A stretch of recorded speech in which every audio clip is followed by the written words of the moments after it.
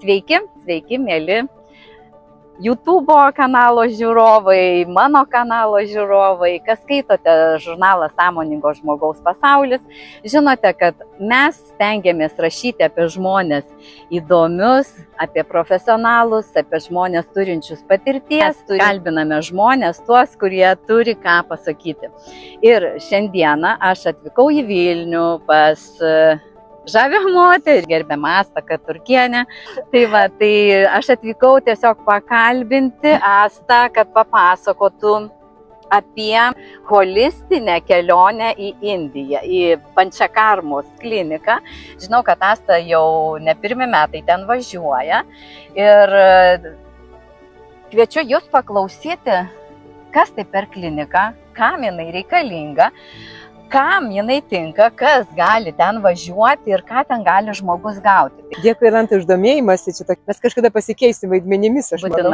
Aš tave kalbinsiu. Smagu. Bet tai, ką tu kalbi, yra mano arkliukas, galima sakyti. Aš labai tikiu tuo, nes suprantu teoriškai, aš esu gydytoja.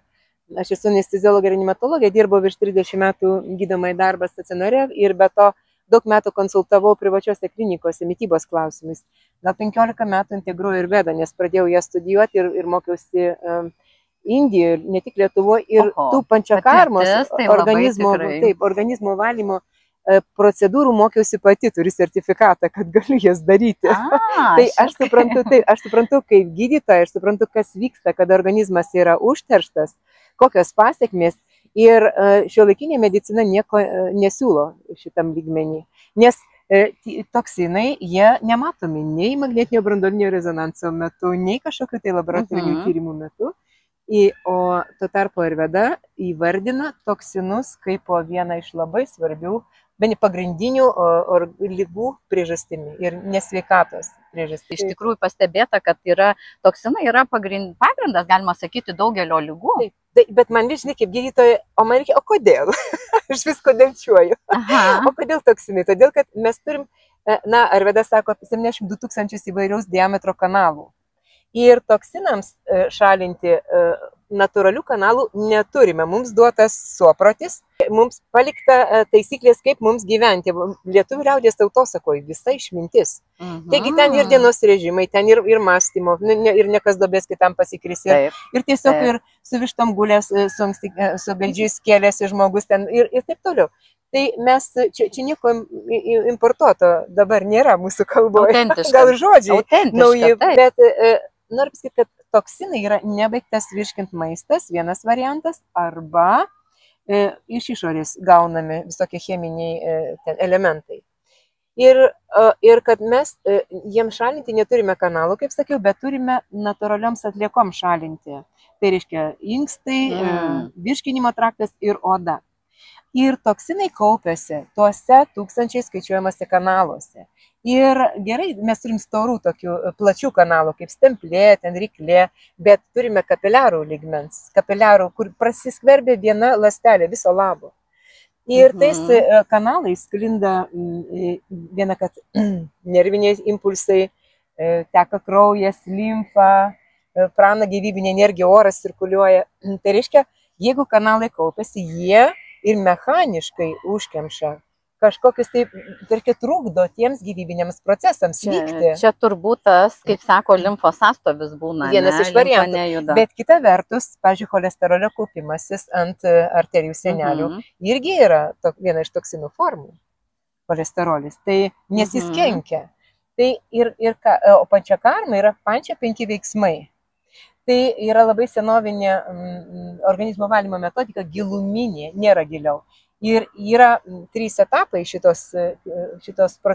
veiksmo ištesto laike, nes tai yra ne vienadienė procedūra. Ir idealu, jeigu ne savaitės, mes vykstam 3 savaitėm, galima 2 savaitėm vykti, bet trumpesniam laikui, nežinau, tai yra ne tai. Kiek metų ta klinika dirba Indijoje ir kiek kartų jau patys ten? Labai geras klausimas.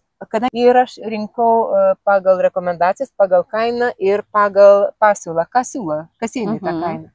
Ir iki COVID mes čia buvom suplanavęs į kitą kliniką, bet taip ir viskas. Ir mums neleido niekur pajudėti, taip ir neišvažiavome. Bet Ir pirmą kartą į šitą kliniką mes atvažiavom su vyru kaip pacientai, išbandyti savimi.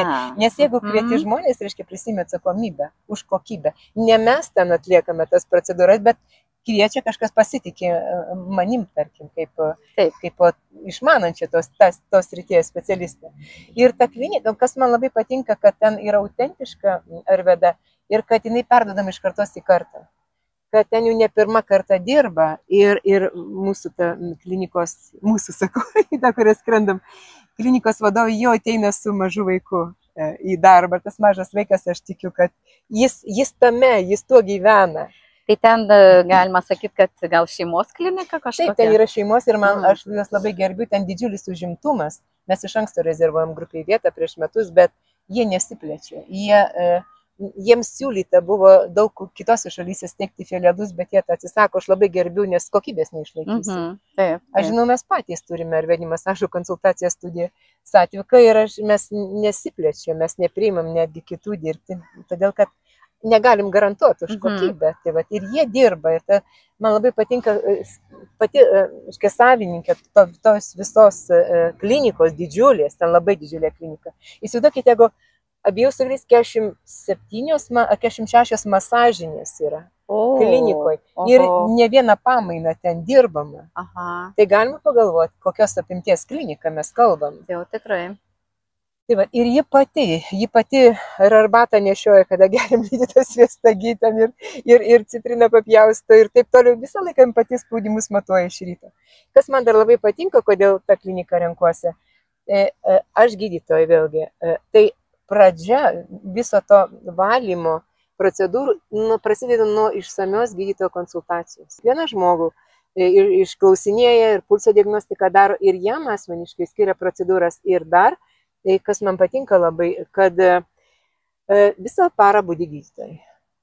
Tu nesi vienas, visą laiką priežiūroje. Jokių būdų. Yra telefonai kiekvienam kambarį, prašmatniam erdvėm. Visą laiką gali skambinti ir visą laiką prašomi skambinti.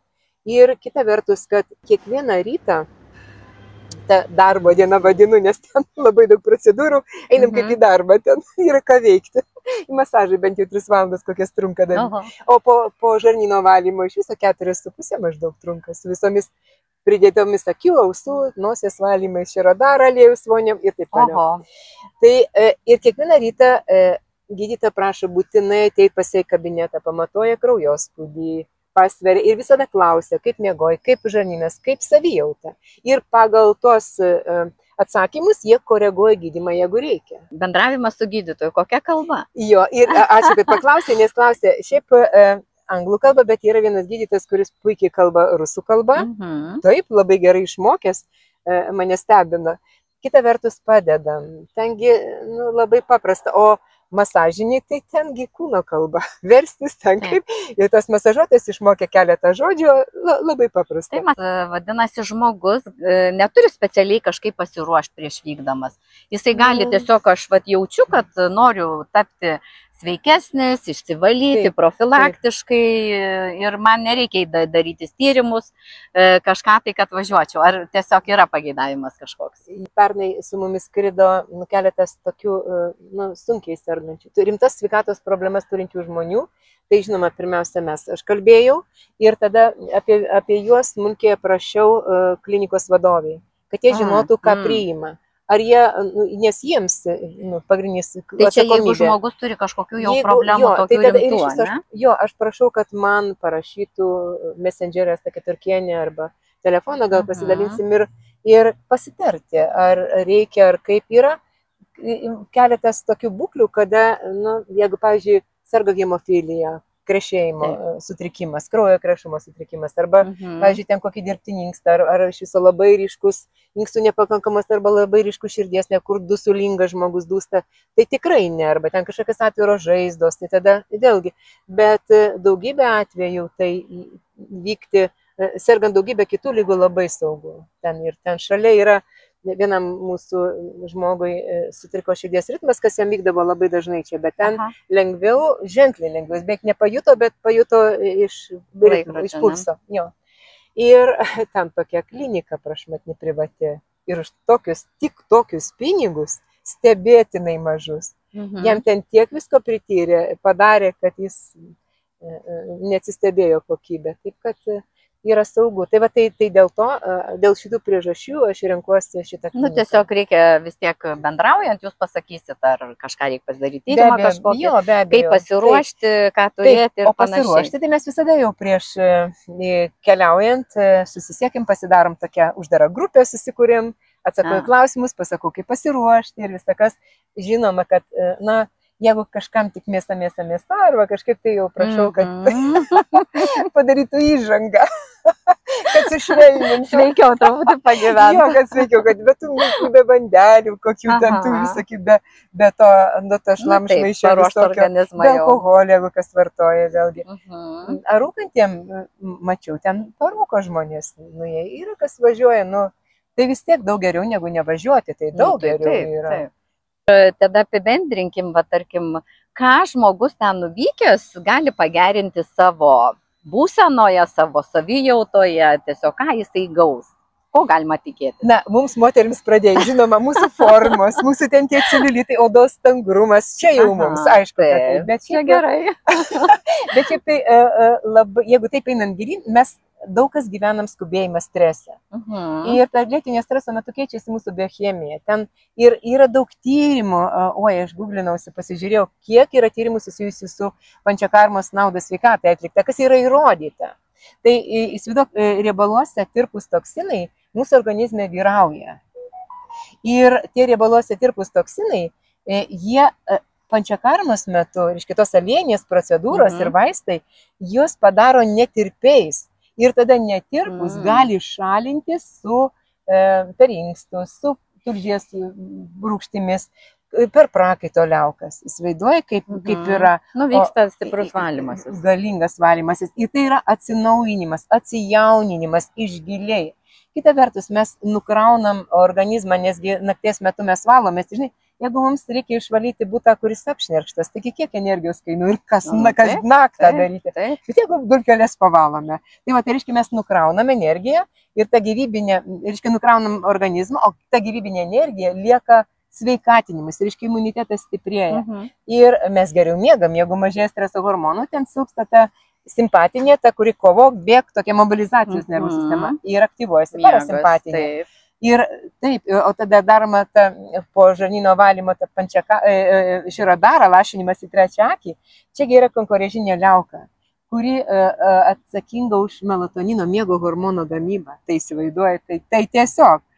Ir dar, kad tai reiškia, tie visi autoimuniniai susirgymai, ten dažnos lygos, visos reumatinės lygos, ten sąnarių lygos visokiausios. Odos, jeigu tai yra ne žaizdos. Aišku, kad turint padidintą kraujo spaudimą, nes padidintas kraujo spaudimas reiškia, mano minėtas cholesterolis kaupiasi ant sienelių apnašos, kaip žmonės sako, kalkėja. Kalkėja reiškia, organizmas pats nesugeba reguliuoti kraujagyslių spindžio ir tuo pačiu kraujo spaudimą. Reikia cheminių vaistų, kurių tik tolydžio daugiau reikia. Reiškia, visa širdies kraujagyslių sistema, smegenų kraujotaka. Tas reprodukcinis audinys atjaunėja, atmintis pagerėja turbūt. Žinoma. Ir vėlgi, jeigu giluminiam, tai ir skydliaukės veikla, žiūrint endokrininę sistemą vertinant, labai svarbu, daugam yra atsparumas insulinui rezistencijai. O tai yra tiesiogiai tas žmogus keliauja į cukrinio diabeto diagnozę ir problemas. Tai atsistato. Cukrinis diabetas dabar kaip ir ant bangos, kaip sakoma. Ant bangos, taip, ir nebūtinai reikia turėti daug sukaupto svorio, kad sirgti cukriniu diabetu. Tai va, tai yra puikiai daugybės ligų prevencija. Mes pernai keliam 22 žmonės buvo grupiai. Tai visiems geriau, absoliučiai visiems buvo geriau. Ir tokių gražių istorijų pasakoja žmonės. Apie istorijas, tarp kitko, skaitykite 5-ame žurnalo Sąmoningo žmogaus pasaulis numeryje. Ten gerbiama gydytoja Asta pasidalins, kokią nors tikrai viena įdomia istorija ir papasakos mums plačiau, kas ten vyksta. Ir kada išvykimas? Rugsėjo 14 dieną. Rugsėjo 14, tai kaip tik jau žurnalas bus išėjęs. Galima vykti 3 savaitėm, galima vykti 2. Taip, tai yra daug geriau negu apskritai nevažiuoti. Taip. Bet kai trim vykstame, tai daugiau procedūrų galim, vis tiek tolimas kelias.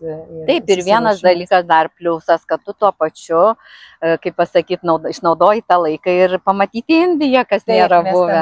Taip, mes ten būtinai, ten yra labai gražios šventyklos, mes ten plaukiam tokiais kanalais iki vandenyno, o ir gyvename pėsčiomis 10 minučių iki vandenyno. O tuktukai, tai ten 2 minutės nuvažiuoti. Nuostabu. Ir dar ten važiuosim į tokį amatų centras. Visokie ten tie autentiški indiški amatai, ten rodo, kaip gamina, kaip daro, kaip ten kažkaip ir suvenyrus galime sapirti, bet ten labai gražu. Ir ten apskritai klinikoje, ten tokių gėlių pilna prisodinta žydinčių palmės, povai, jetau, o ir švara dar, kas yra labai svarbu, atbaido kai ką, ta informacija kažkur dėlė, kad Indija labai nešvaru, netvarkinga.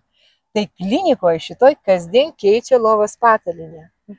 Baltutėlė lovos patalį, kasdien pervelka. Na, tai kaip ir Lietuvoje mes galim rasti išpuoselėtą parką, gražų ir galim rasti kažkur užkampiuose ir nešvaru.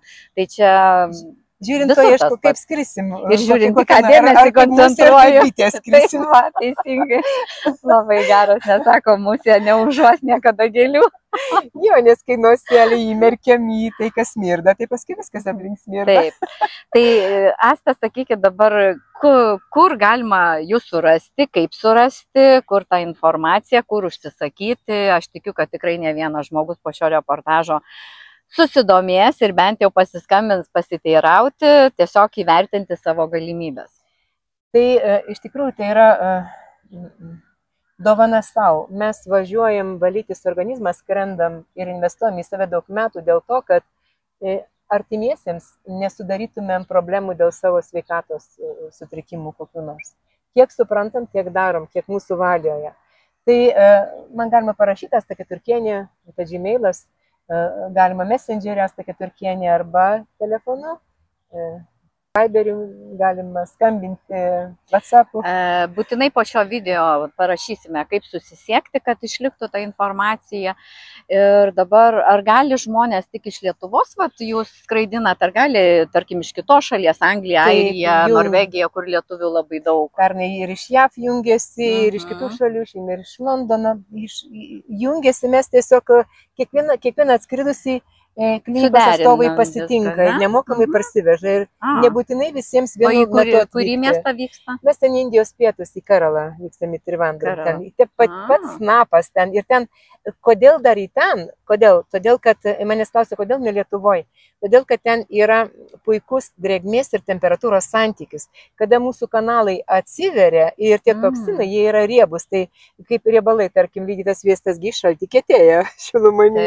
Jie tada skystėja toksinai ir daug lengviau jo šalinti. O kiek laipsnių rugsėjai bus Indijoje? Apie 30. O, pratęsim vasarą? Naktį, aš sakau, atšalo 26. Arba dar gausim ir lietus, bet tas lietus toks, aš ten baseinu, aš jau noriu tas balutės. Aš žinau, kad bus mums gerai ir grįžę pasidalinsim savo patirtimi. Grįžę tikrai, mes vyksim, jūs, manau, kas nuspręsit ir varpai tą patikrina, patvirtina mums, kad tikrai reikia, kad viskas gerai. Bet čia tai jau. Pats dievulis rūpinasi.